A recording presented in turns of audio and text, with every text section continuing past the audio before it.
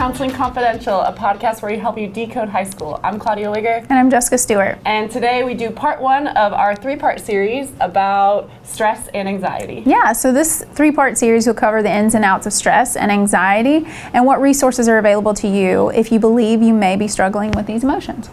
So we're going to start by defining stress for you all.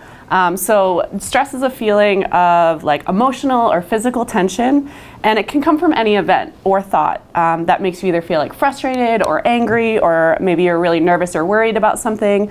And it's really your body's natural reaction to some sort of demand or challenge that's coming up in your life. So like in short bursts, stress can be really positive, and it can help you avoid things like danger, and helps you meet specific deadlines, like when we're talking about school and things like that. So as you all probably know, in high school, very stressful. There's so many demands on your time and the amount of resources and all of those pieces. So that's a big piece why we really want to talk about that with you all today. So when we talk about stress, we're really talking about good stress versus bad stress. And good stress is stress that enables us to survive like a traumatic event. This stress makes us aware of danger and enables us to escape if we need to. Stress is natural, it's adaptive, it's built in. It's a built-in response that prepares us for action both physically and mentally.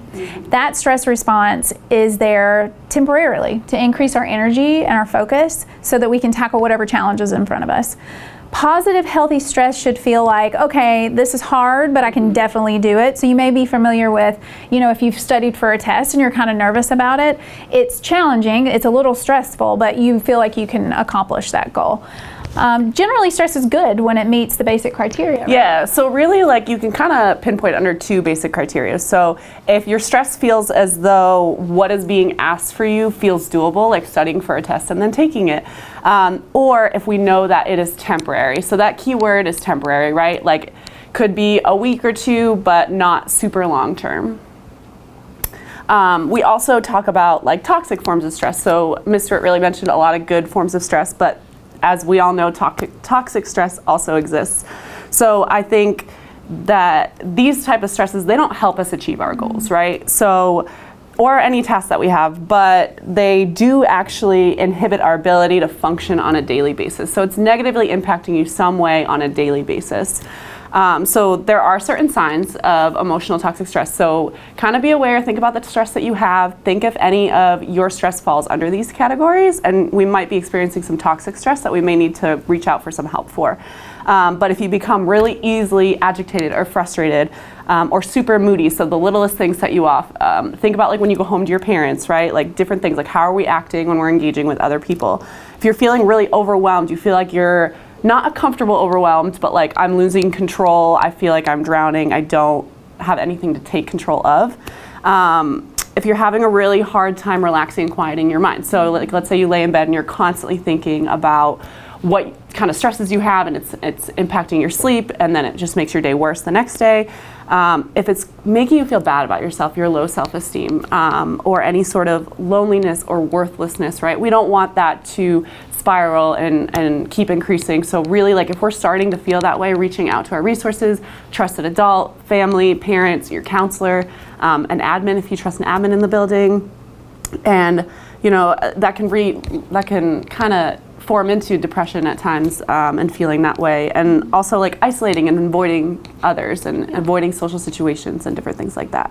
So being able to reflect on your own experience and identify whether or not the stress you're experiencing is normal good stress or toxic bad stress can help you regulate your stress better over time. It can give you the opportunity to seek out resources to alleviate toxic stress as well. And as we look forward to the end of the semester, one of those big stressors that's going to be coming up just naturally in the schools is midterms.